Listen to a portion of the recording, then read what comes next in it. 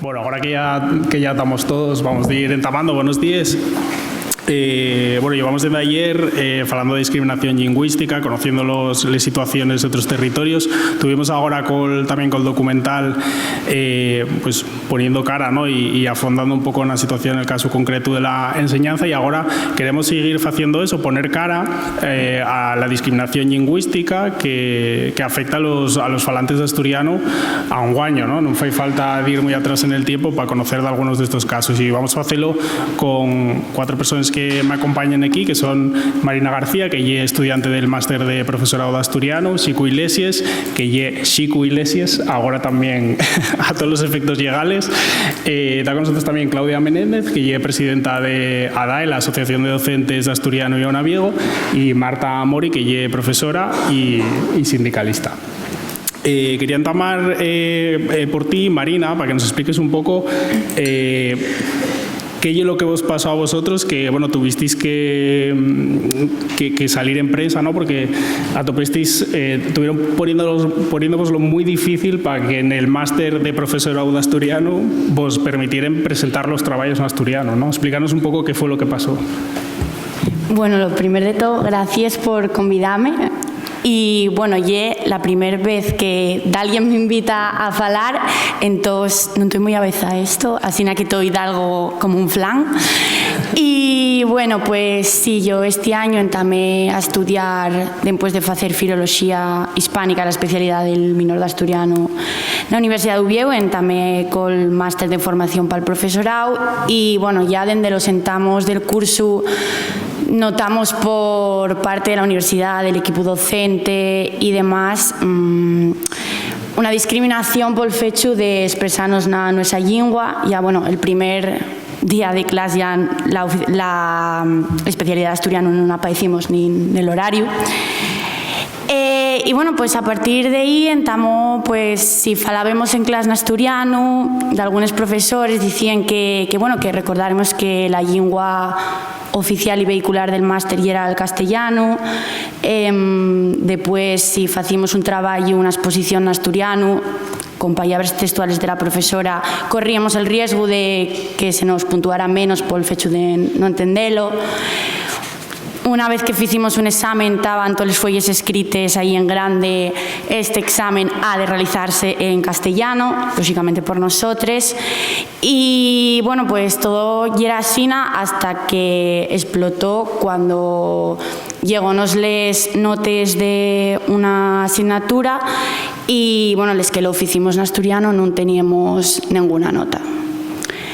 Entonces entrugamos a sabían desde por qué era que habiendo cumplido los plazos y los requisitos para entregar ese trabajo, que por qué no teníamos nota. Y, bueno, pues tuvimos una reunión con el equipo de coordinación del máster y con el decano, donde se nos dijo que era porque por un criterio lingüístico, porque no tenían competencias para entendernos. Y, pues, quitamos a día de hoy sin saber qué va a ser de esos nonotes y, pues, puxando poco a poco por que nos dejen falar na nuestra lengua. Gracias. Xico, quería seguir contigo. Presentábate como Xico Iglesias, que ahora ya es Xico Iglesias. Explícanos un poco cómo fue ese proceso de creo que 6 años, ¿no? Para conseguir que el tónome y el tu apellido fueran el tónome y apellido oficiales, ¿no? A efectos legales, que, bueno, tuviste una batalla judicial larga. Buenos días. Presidente. Buenos días. Voy a llevaros una cronología en la que es difícil entender qué fue lo que pasó y por qué proceso pasé. A principios de junio del 2019 acudí al Registro Civil de Sama de Llangreu con el objeto de solicitar la eliminación del onomástico del nombre José, así como sustituir el nombre Francisco y el apellido Iglesias por las formas correspondientes en asturiano. Desde allí remitieron al Xulgado de Paz de Sobrescobio por ser el concello en el que tengo la residencia. El 17 de junio del 19 formalizo la solicitud ante el Xulgado de Paz de Sobrescobio aportando fotocopia de DNI, fotocopia de la placa del buzón instalada en 1987, esquela de defunción de mi padre, certificado de correspondencia patronímica de la Academia de la Lengua Asturiana, perfil de Facebook, perfil de WhatsApp, correspondencia recibió a nome de Xico Iglesias Barros y certificado de empadronamiento. Todo esto lleva bastante más de lo que se necesita. En el acta de ratificación, información y requerimiento firmada por doña María José Martín Camacho, encargada del Registro Civil de Sobrescobio, y por don Manuel Fernández Martínez, secretario del Registro Civil de Sobrescobio, infórmaseme de que tengo que aportar testigos. Infórmaseme de esto y de algunas cosas más, ¿no? En tono intimidatorio. Una persona tiene que tener un nivel de militancia alto para pasar este primer paso. Yo no me di por vencido. El 26 de junio del 19 produce la práctica testifical entre la señora jueza de paz y el secretario de los testigos, doña Ana Hortensia Carmona Millares, vicealcaldesa de Sobrescobio, y don José María Rubio Muñiz, alcalde pedáneo de Campellos. El 9 de xunetu de ese mismo año remítese el expediente a la autoridad encargada del Registro Civil de Llaviana. El 10 de xunetu de 2019, per medios de una providencia de la xueza señora Montes Bros, dase trasllado al expediente al Ministerio Fiscal para que emita un informe sobre si se dan los requisitos requeridos para tal solicitud. El 29 de xunetu del 19, el fiscal informa favorablemente al cambio de nombre y refuga el cambio de apellido por no quedar acreditado suficientemente la utilización habitual del apellido Iglesias y que no queda acreditado que existe un apellido asturiano con dicha denominación. El 29 de xunetu, la xueza, ya firma como juez, un ejemplo de inclusión. Encargada del Registro Civil de Llaviana, doña María Cristina Montes Bros, mediante un acto, ratifica el informe del fiscal.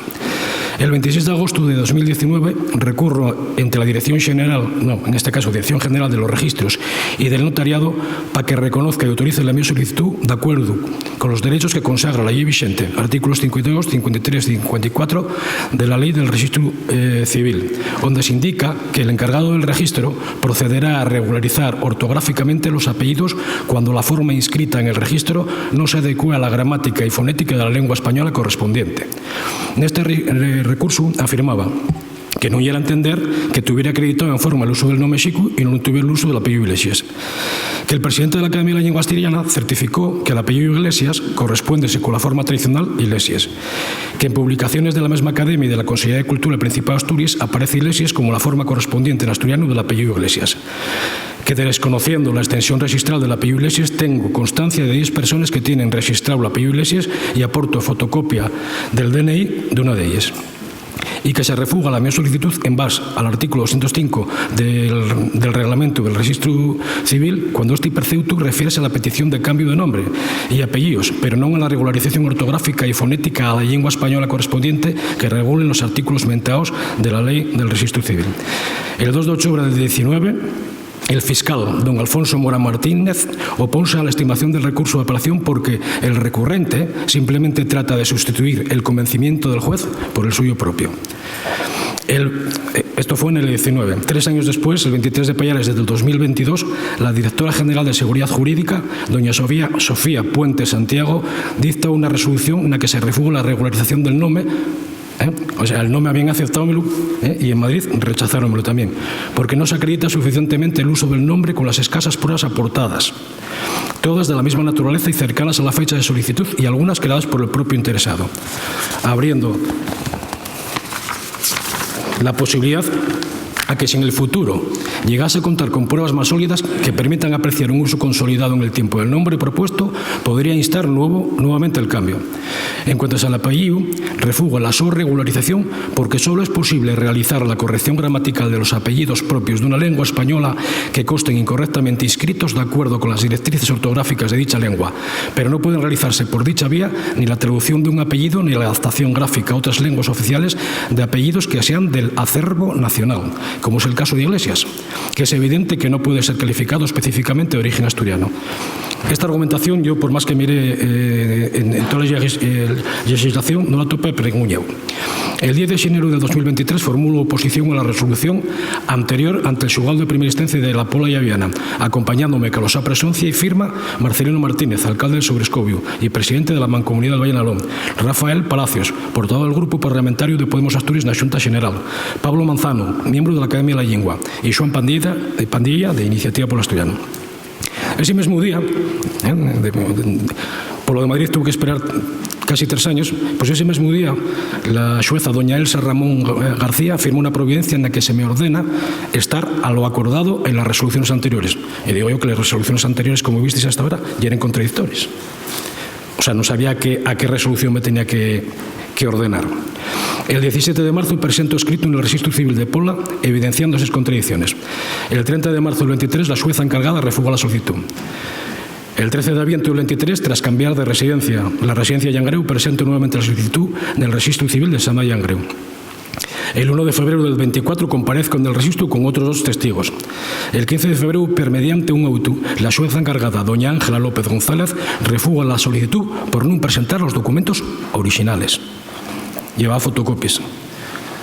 Y de los documentos que haya presentado la primera vez, pues bueno, pues ahora tenía pues la invitación de boda aquella del año 82 y en el que se casaba ya se llamaba Xicu, llevaba testimonios o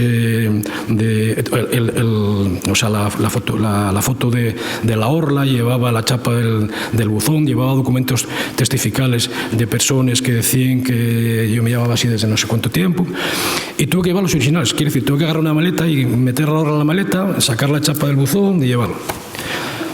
Volví entonces el 28 de mayo con la maleta a presentar la solicitud y deciden separar el cambio de nombre de la adecuación del apellido. El 24 de junio del 24 recibo la certificación literal de inscripción de nacimiento con nombre Xicu. Esto obligóme a cambiar toda la documentación porque, claro, no quería correr el riesgo de que en otra instancia me volviesen a denegar el nombre. El 10 de xunetu, nunha nova resolución, refúgase la adecuación del apellido, porque no resulta acreditado a través de la prueba documental el uso habitual del apellido. No se aprecia ninguna incorrección ortográfica, no tratándose de un apellido propio del Bable, sino de difusión nacional. El 26 de mayo de Pallares del 24, 15 días después de haber presentado la solicitud en el Registro Civil de Viu, recibí la certificación del asiento con la inscripción del mi apellido adecuado fonética y ortográficamente al asturiano. Para esta adecuación solo se pide la comparecencia del interesado y el certificado de la academia. Cuando llegué a Viu, en Pallares del 24, con la maleta, un poco más que rieronse de mí y dijeronme, pero ¿dónde va usted con todo eso? Si usted lo único que necesita es el certificado de la academia y la comparecencia y el carnet de identidad. Bien, pues leí este vía crucis que me hicieron pasar, entre otras cosas, para darme, no la revancha, pero sí el gustín de nombrar a las personas que fueron responsables de este despropósito. Y yo, Agustín, más que la mínima justicia, ¿no?, que me correspondería, porque todo esto expúsome públicamente, involuntariamente y de una forma desagradable que yo no quería, pero que no fue, o sea, fue necesaria, si no, no hubiese llegado al final que llegué. La valoración que yo fago de estas personas, pues en principio digo, bueno, ¿y por qué actuaron así? La primera podía ser por ineptitud, ¿no?, porque no conocen la ley, cuando se supone que tienen que conocerla. Eso parece que es un poco raro, ¿no? Y aparte, bueno, si no conociesen la ley, su obligación sería de ir a buscarla. Si la encontré yo, que soy un caso, ¿cómo no la van a encontrar ellos? Entonces, no hay ni esa razón, ni la ineptitud, ni la indolencia. Yo creo que hay un problema de prejuicio político e ideológico. El lingüístico. El prejuicio lingüístico está claramente expresado, ¿no? Y el prejuicio ideológico pues exprésase en conceptos como ese del acervo nacional. Pues digo yo que bueno, que entonces que nosotros no formamos parte de ese acervo, o entiéndese por acervo nacional nada más que el que tiene por lengua materna el castellano.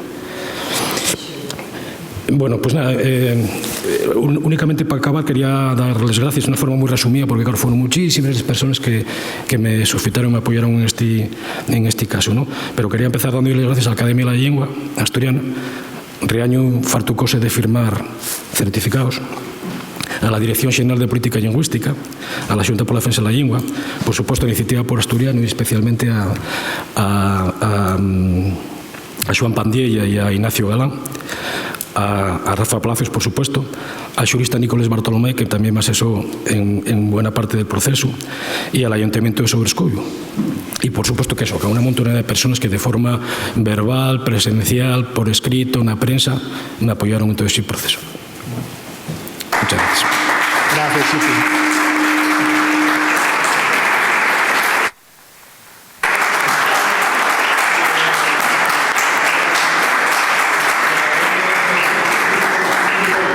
Gracias, Chico, por además explicarlo tan resumidamente, que para ti fueron 6 años que bueno, ye duro, ¿no? Nada más tú sabes lo que pasaste para pelear porque se hiciera justicia, ¿no?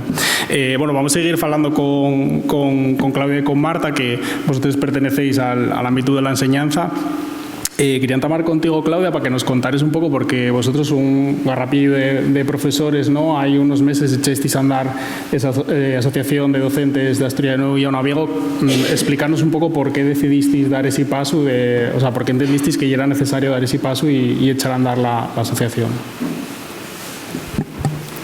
Vale, bueno, yo soy Claudia, soy la presidenta de ADAE. En primer lugar, quería darles gracias a Iniciativa Polo Asturiano por invitarnos a este encuentro, y también darosles gracias por ese apoyo que recibimos desde la asociación, desde el primer momento, en mayo, cuando echamos a andar todo esto, porque creo que, como ya se vino comentando tanto ayer y como hoy, tejer esas alianzas entre la gente, entre las diferentes asociaciones y colectivos, yo creo que es la base de la lucha, y que además cuantas más personas vayamos con el mismo objetivo, pues más push vamos a tener.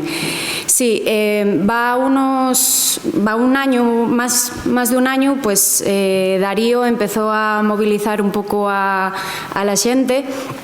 Y bueno, con diferentes reivindicaciones que se dieron el año pasado, con el tema de les xuntances de les medias xornades y esas itinerancias que la Consellería de Educación iba a poner en marcha, digamos que hizo que nos movilizáramos mucho más.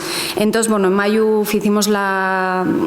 constituimos ya como asociación a DAE, y pues ahora mismo somos más de 80 docentes asociados, que, bueno, siempre tuvimos diluíes en diferentes movimientos lingüísticos, y que, pues, ahora estamos nunha asociación que tiene, pues, bueno, como objetivo principal mejorar esas condiciones del profesorado y también visibilizar nuestra situación, porque muchas veces fuera de lo que es el ámbito educativo no se conoce exactamente qué es lo que está pasando, y como seguramente comentaremos más adelante, y que también en el vídeo se comentó, la inestabilidad del profesorado muchas veces está como la base, ¿no? Ese caldo de cultivo para que después pues haya que haya esos problemas en los centros educativos.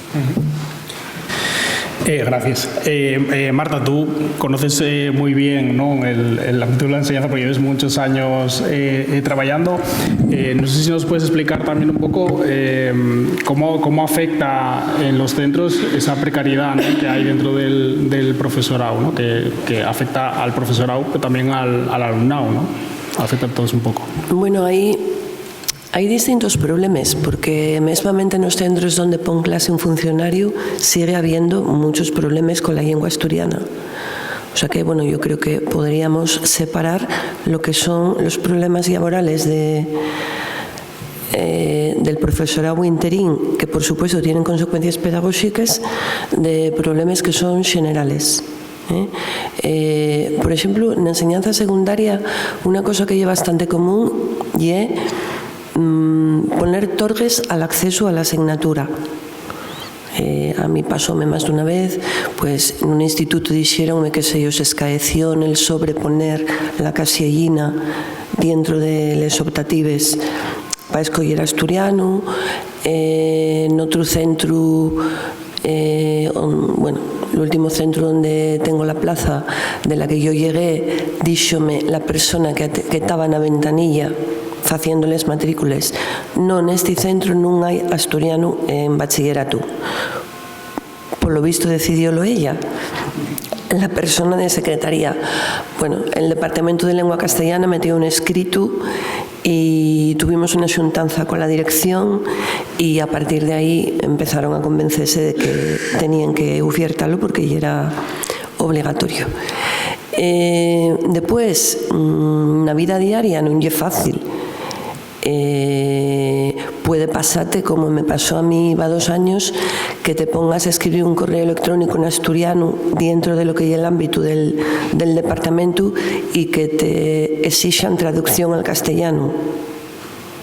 O sea, curiosamente yo, desde el año 95, llevo mandando, cuando doy asturiano, que non lle siempre, les programaciones docentes o les programaciones didácticas a la Consellería de Educación siempre en asturiano, pero después un compañero o una compañera del propio equipo docente, del propio claustro, puede negarse a que tú te expreses en asturiano en el claustro, oralmente o por escrito.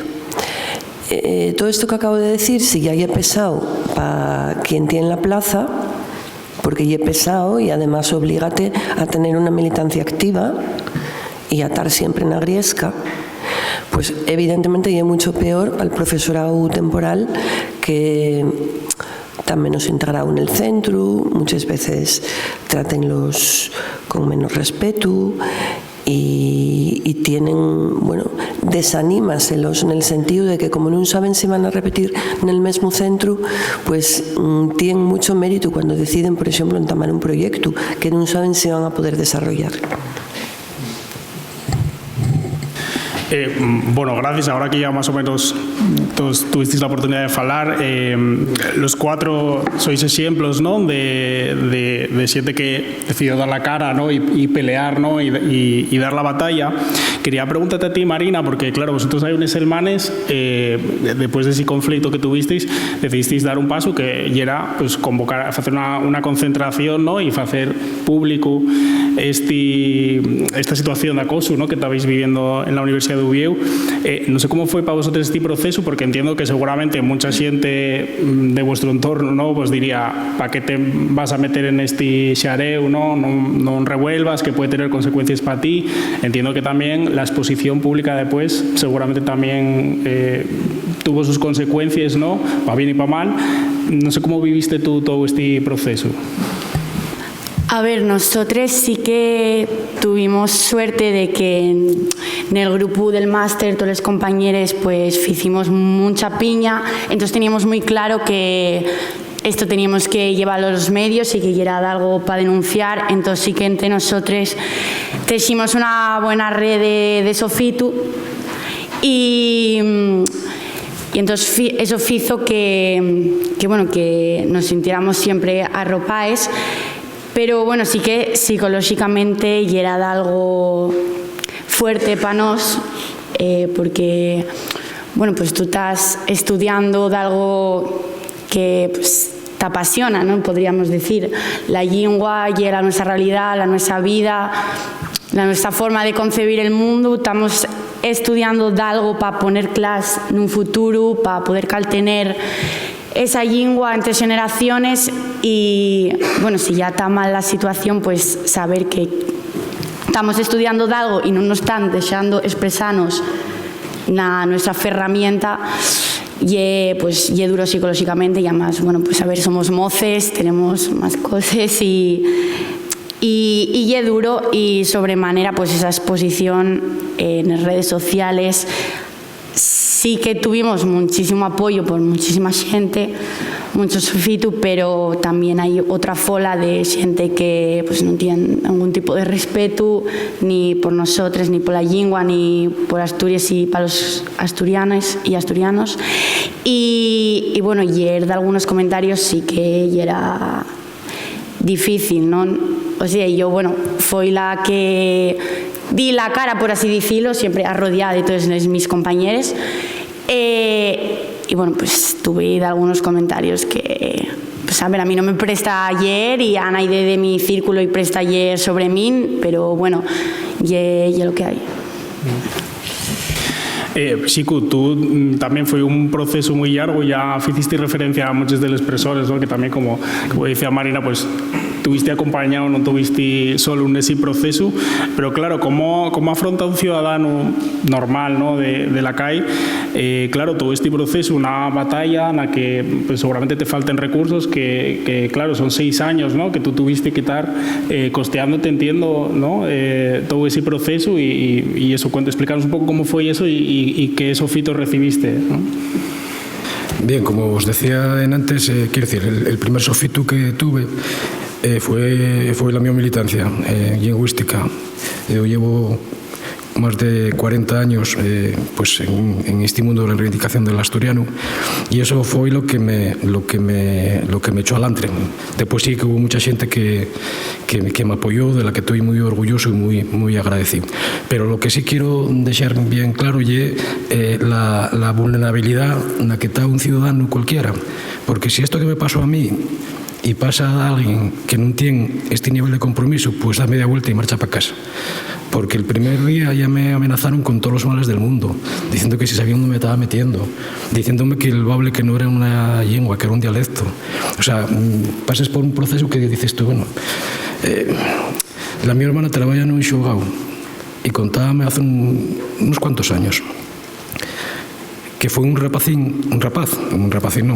pues seguramente joven, yo también fui padre muy joven, y fui a inscribir al FIU como Xabel. Y la funcionaria que estaba allí dijo que eso que no existía y que no lo iba a hacer. La mi hermana, en ese momento, ya era tía de un viaje que se llamaba Xabel desde que había nacido y tenía 30 años. Entonces, oye, perdona, yo tengo un sobrín de 30 años que se llama Xabel y te he inscrito así desde el día que nació. Pues entonces aquel rapaz, que ya daba media vuelta y marchaba, pues consiguió que inscribiese en el viaje como Xabel, si no hubiese marchado. ¿Cuántos casos habrá que desconocemos y que responden a esa arbitrariedad y esos prejuicios políticos, porque son políticos, no lingüísticos, non hai. Por lo demás, por supuesto que me sentí muy apoyado por mucha gente, también sufrí esa exposición mediática, pues bueno, pues tienes apoyos y tienes también cosas que te faen pensar, ¿no?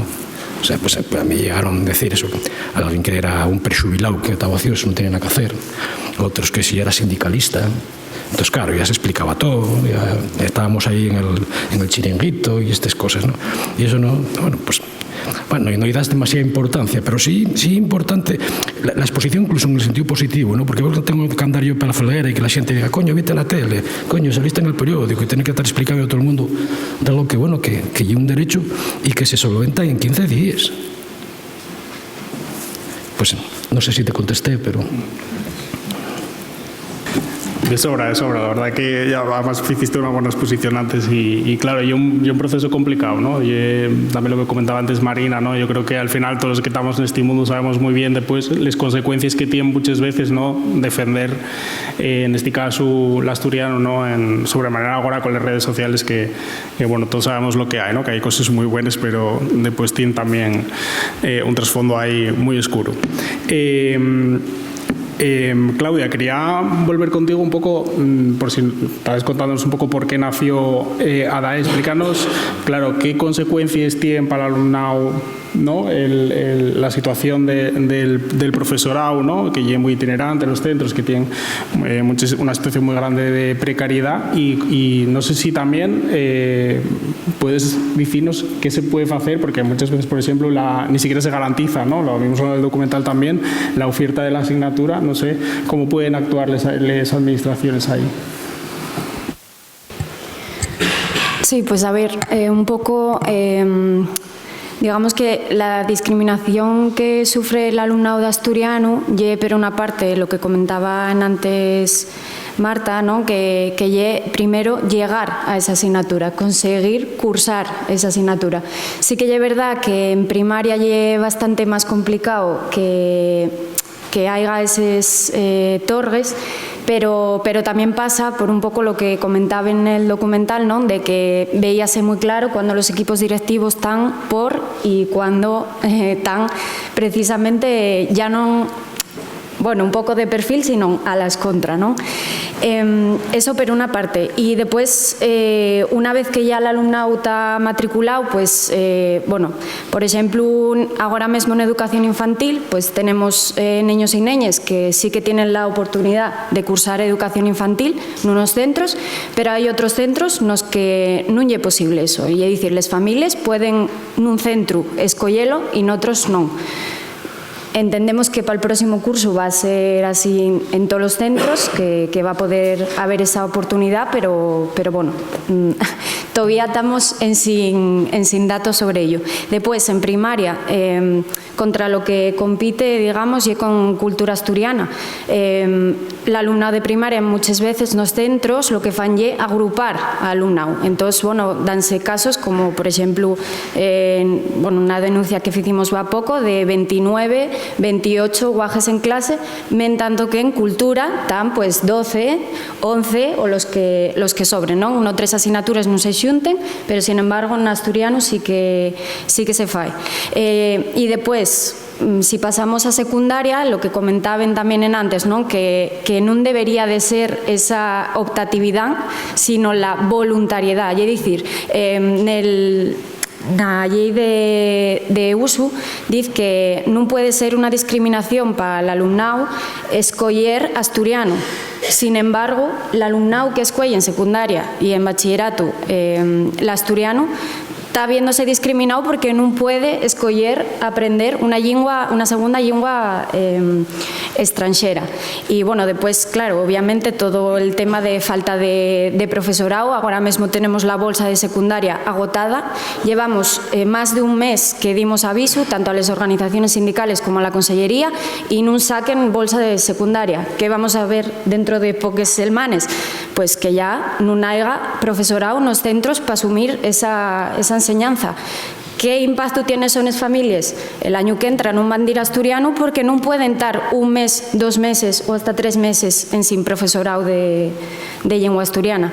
Entonces, bueno, eso aparte de la falta de recursos, en tanto que el alumnado tiene, pues, en todas las etapas, pues libros mesmamente en la biblioteca, lo que tenemos en asturiano y pues los libros de Yeo descoloridos, ya no son colorados, ya son blancos del sol. Quiero decir, son libros con los que estudiamos y de hecho, haciendo limpieza estas semanas atrás en el cole, dime cuenta de la cantidad de recursos que antes llegaban a los centros y la poca o la falta total de recursos que lleguen ahora. Algo que llegue tan simple como libros que apetezca leer.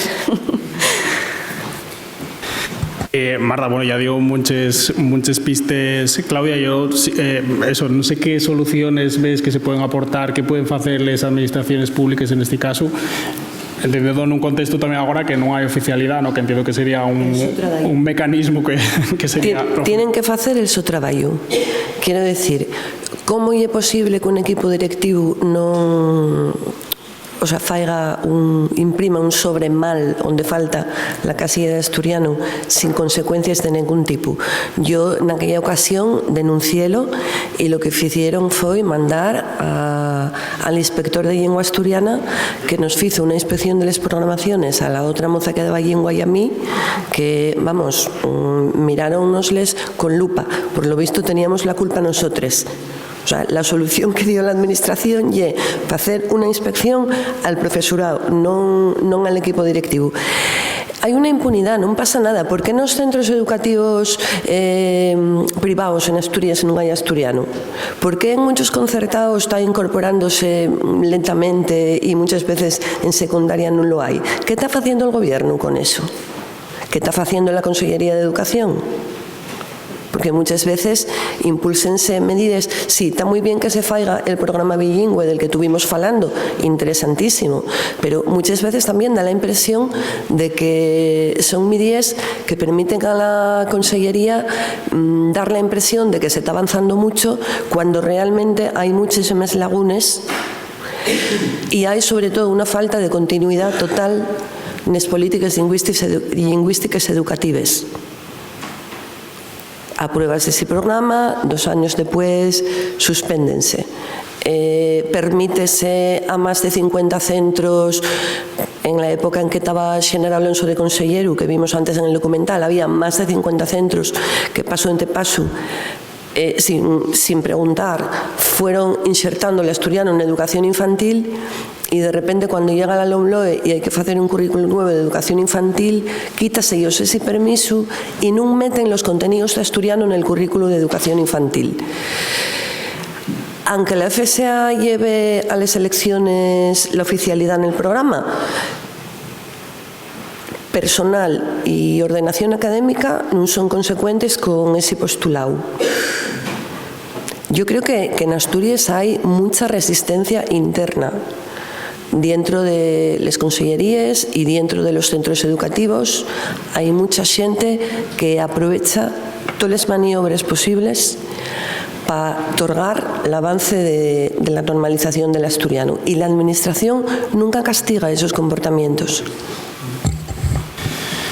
Bueno, por ir pescando un poco y teniendo en cuenta que tenemos aquí a 4 personas que son de diferentes generaciones, quería entrar preguntando a ti, Marina. Claro, no sé, vosotros visteis vos metidos, ¿no?, en esta situación. Claro, no sé qué aconselles tú a la xente mozo que puede hacer o qué canales tienen que seguir para cuando sufra, ¿no?, una situación de discriminación como la que vivisteis vosotros. Pues lo principal, que se arrodien de xente que tea o tuviere na súa mesma situación, para eso, para teixer un pouco unha rede de sofitos, sentirse protexíes y bueno, pues agarrar valir y denunciar, porque, o sea, y la única forma, una de las únicas formas de caltener lo nuestro, lo que nos queda. Sí, tú también, no sé si también te viste un poco solo ahí, no sé si eches en falta que haya mecanismos, ¿no? Hay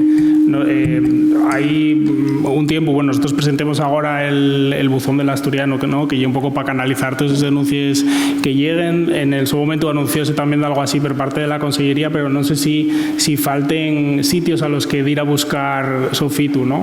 No sé cómo lo viviste tú ahí eso. Home, yo non podo queixarme, quero dicir, tuve Sofitu de la Academia en todo momento, tuve asesoramiento por parte de la Dirección Xeral de Política Lingüística, Nicolás Bartolomé ayudóme muchísimo, tuve el apoyo, como os decía antes, y la solidaridad de muchísima xente, pero sí é verdad que hai algo que falta, algo que falla, quero dicir, la impunidad con la que se fan estas cosas debería tener una corrección. Non pode ser que alguén que está traballando nun xogado diga que non está acreditado que la mía apellido sea asturiano cuando el presidente de la Academia de la Lengua dice que sí y él que lo tiene que decir. Y non pasa nada. Creo que algún mecanismo de corrección de estas arbitrariedades debería existir, non sé cuál ni cómo. Y algo que venía pensando también, ¿no?, a la propia oficialidad. Quiero decir, mientras no se controlen estas cosas, va a ser difícil que haya, o sea, que la cosa vaya como tiene que ir. Yo buscando, porque cuando hacen referencia al tema este del acervo nacional, busqué, digo, ¿dónde sacarían esto? Y efectivamente hay una sentencia, yo no sé en qué acabaría la cosa, pero ya en Galicia hay una lengua oficial que ya el gallego, y un señor que se apellidaba Losada y quería apellidarse Lousada, y no lo dejaron porque formaba parte, según el xuez, del patrimonio nacional. De ahí luego ya de ese teto van tirando todos y ve ahí cómo acaba la cosa, cuando al final pues lo mío resuelves en 15 días y sin ningún problema. Pero todo este proceso atrás, ¿qué? O sea, aquí me resarce a mí de todo lo que por todo lo que pasé y de todos los burras que tuve que escuchar. Pues algún mecanismo tiene que haber, yo no sé, los juristas sabránlo, pero no tengo ni idea, pero sí que lo debería haber. Y está por encima eso de incluso la oficialidad de la lengua. Quiero decir, mientras haya gente que tiene esa inmunidad para hacer lo que quieren, pues... Marta, falabas antes de una situación que yo también conozco por otras personas, ¿no? De cómo muchas veces los equipos, ¿no?, dentro de los centros son un poco el obstáculo, ¿no?, que atopáis, porque encontráis situaciones como estas, ¿no?, de mandar un correo electrónico, ¿no?, internamente dentro de un departamento y que vos digan eso, que no lo entienden, que tenéis que mandarlo en castellano. Entiendo un poco que aquí también lo que faría falta también es educar en diversidad lingüística. No sé si hay, claro, evidentemente yo creo que no se está haciendo prácticamente nada, ¿no? A ver, Iván, y que cada vez que algo va mal decimos que la solución es educar. Yo cuéntote cómo veo yo la cuestión. Tenemos, como decía el exconsellero Xenaro Alonso, un problema de una diglosia crónica que está sin solucionar. Por lo tanto, hay una parte de la población que dice que son indiferentes. Siempre dicen, yo no tengo nada en contra del asturiano, pero si pueden, échenles cosas para atrás. Y muchas veces sobrepasándose en esas atribuciones, o sea, estos funcionarios, esta xueza, que creen que pueden hacer cosas que en realidad no tan bien fechas siquiera. Y después yo creo que no hay que perder de vista el avance de la extraderecha y el posicionamiento que tienen en relación con la lengua. Acabamos de ver cómo se insulta al presidente de la Academia de la Lengua en la Xunta del Principado. Lo que comentaba Claudia y es, ¿no? Marina, y es verdad. Lo que comentaba Marina de lo que sufrió de insultos en las redes sociales, yo creo que todo el mundo que se visibiliza en algún momento como falante, escritora o docente de asturiano recibe correos indeseados donde lo primero que te dicen es que ella es una pesebrista que vives de esto. Yo soy funcionaria desde 1989 y yo puedo acreditar que yo no vivo de esto. Entonces, bueno, entre esa diglosia cronificada, porque realmente yo creo que nunca hubo unas políticas normalizadores con un impulso suficiente como para desaniciarla, y sabemos que es difícil, ni siquiera en Galicia está desaniciada. Y el avance de la ultraderecha, que digamos, asocia la defensa de las lenguas minoritarias a algo indeseable y que provocaría la fractura de España, etcétera, pues fai que dar clase de asturiano, que es de lo que estamos hablando nosotros, que somos profesores de idiomas, que se convierte en una misión de alto riesgo. Bueno, dígolo en broma, pero por lo menos que tienes que ser muy militante. Hay mucho que aguantar. Claudia, para vosotros entiendo que para el profesorado, evidentemente, el objetivo y la especialidad docente, entiendo, ¿no?, que es el mecanismo más claro que hay de solucionar muchos de los problemas.